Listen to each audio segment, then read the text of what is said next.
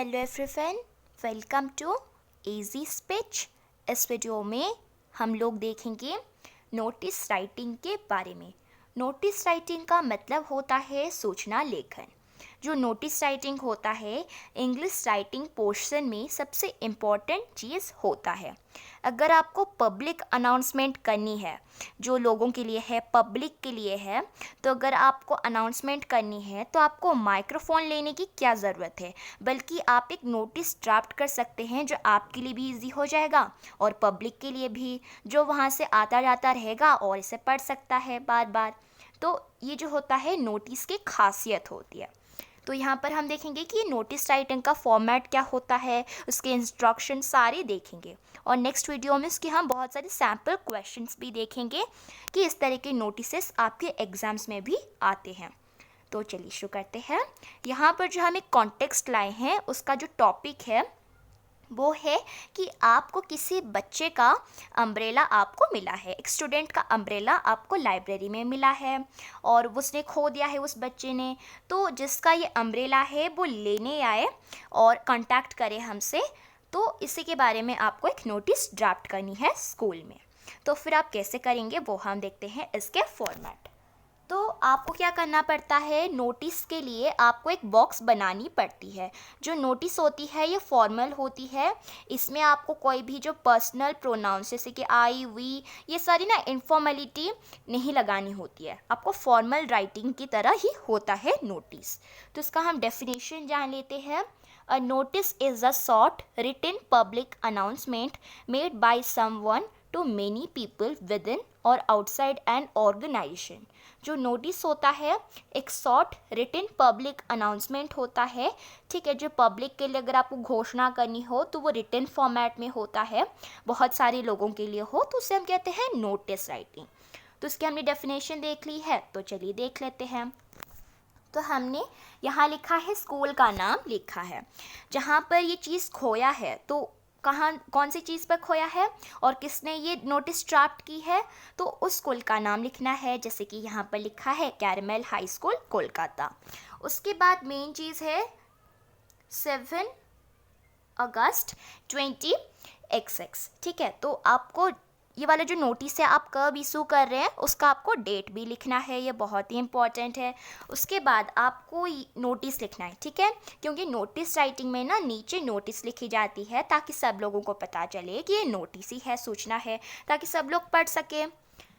तो टॉपिक है have you lost your umbrella, तो क्या आपने अम्ब्रेला खो दिया है। तो देख लेते हैं। यहाँ पर जो होता है, जो नोटिस राइटिंग होता है ये फॉर्मल राइटिंग होता है और ये 50 वर्ड्स के लगभग होता है। अगर ये ज़्यादा एक्सीड कर जाता है तो फिर आपके मार्क्स कट जाएंगे। ये ज़्यादातर 3 मार्क्स या 5 मार्क्स के होते हैं। Yesterday an umbrella was found in the library. The owner of the umbrella can contact either the undersigned or Mrs. Singh, the class teacher of class 6 section B. The umbrella can be collected during the lunch break of after providing sufficient proof of ownership. The umbrella will be deposited in the office after 2 days if no one claims it within that time. तो फिर यहाँ पर हमने साफ साफ लिखा है और जो नोटिस होता है ना उसमें ना रिलेवेंट पॉइंट्स ऐड करने होते हैं कि एक्चुअली आप क्या बोलना चाहते हैं। कहानी बनाने की कोई ज़रूरत नहीं होती है। तो यहाँ पर हमने लिखा है yesterday an umbrella was found in the library, जो कल गया हुआ कल हमने एक अम्ब्रेला देखा था जो लाइब्रेरी में हमें मिली। The owner of the umbrella can contact either the undersigned or Mrs. Singh, the class teacher of class 6-7B. तो फिर इस अम्ब्रेला के जो ओनर है जिसका ये अम्ब्रेला खो गया है वह हमसे जुड़े रह सकता है, कांटेक्ट कर सकता है मिसेस सिंह से, जो क्लास 6 सेक्शन बी के क्लास टीचर हैं। The umbrella can be collected during the lunch break after providing sufficient proof of ownership. जो अम्ब्रेला जो है आप लंच ब्रेक के बाद भी जो ओनर है वह कलेक्ट कर सकता है, क्लेम कर सकता है, ठीक है। सफिशिएंट प्रूफ देगा कि वो प्रूफ देगा कि ये वाला चीज़ उसकी है। हम और किसी को एरे गेरे को तो नहीं दे सकते हैं ना जिसका ये चीज़ नहीं हो, तो ओनरशिप देने के बाद ही, प्रूफ देने के बाद ही उसे हम उसका चीज़ देंगे। The umbrella will be deposited in the office after 2 days if no one claims it within that time. तो अगर उस टाइम से अगर कोई लेने नहीं आता है, क्लेम करने नहीं आता है, तो फिर ये ऑफिस में ही अम्ब्रेला डिपॉजिट की जाएगी 2 दिनों के बाद। और किसने लिखा है? तो अ, आप वही बच्चे हैं जिन्होंने ढूंढा है ये वाले अम्ब्रेला को एक बच्चे का, तो फिर उसका नाम लिखना है। जैसे कि एक बच्चे का हमने नाम लिखा है, वो है नजनीन अमीन, और नीचे क्लास 6 सेक्शन बी, आप कौन से क्लास के हैं और अपना सेक्शन लिख लेना है। जिसको मिला है वो लेटर नोटिस लिख रहा है ना, तो फिर उसका नीचे में नाम होना चाहिए, ताकि उस बच्चे से जुड़े रह सकता है या फिर क्लास टीचर से जुड़े रह सकता है। तो यहाँ पर हमने नोटिस देख लिया है।